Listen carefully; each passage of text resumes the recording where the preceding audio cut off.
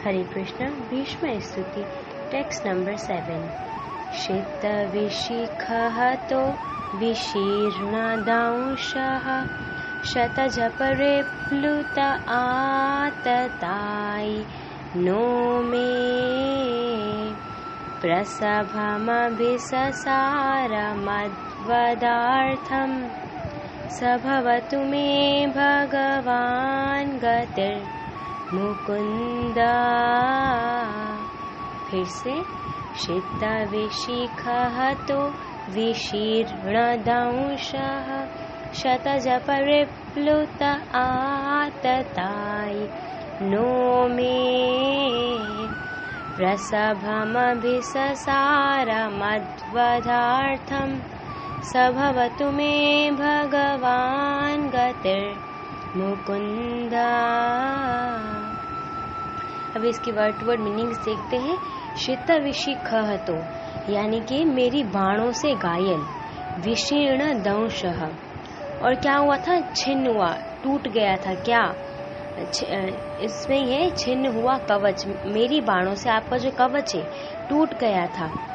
शतज रिप्लुत, शतज यानी कि घावों से, और जो आपके घाव थे, आपके जो जख्म थे, परिलुप्त यानी कि वो रक्त से सने थे, उन घावों से रक्त निकल रहा था। आततायि नो में, मैं कितना महान आक्रामक हूँ कि मैं आप पे बाण चला रहा था। आपका कवच टूट गया था और मैं आप पे बाण चला रहा था, जिससे क्या हो रहा था, आपके घावों से और भी रक्त निकल रहा था। इसके बाद है प्रसभम, और आप क्या हो गए थे, क्रोध में आ गए थे। अभिससार, और आप चलने लगे मेरी तरफ। क्यों? मद्वदार्थम यानी कि मुझे मारने के लिए। प्रसभम यानी कि प्रसभम विशेषार, आप क्रोध में आ गए और मेरी तरफ चलने लगे। क्यों? मद्वदार्थम यानी कि मुझे मारने के लिए। और वही भगवान, स वे भवतु हो, मैं यानी कि मेरे भगवान, गति मुकुंद मेरा लक्ष्य, और मुकुंद बोलते हैं कृष्ण को, एक नाम है जिसका मतलब है मुक्ति के दाता। और वही भगवान जो मुक्ति के दाता है, उनके चरण कमलों का मैं सदैव दास बना रहूं और वही मेरे आखिरी गंतव्य यानी कि मेरा अंतिम गंतव्य, मेरा आखिरी मकसद। तो अभी इसकी ट्रांसलेशन देखते हैं। भगवान श्री कृष्ण मोक्ष के दाता अर्थात मुकुंद हैं। वो मेरे अंतिम गंतव्य हैं।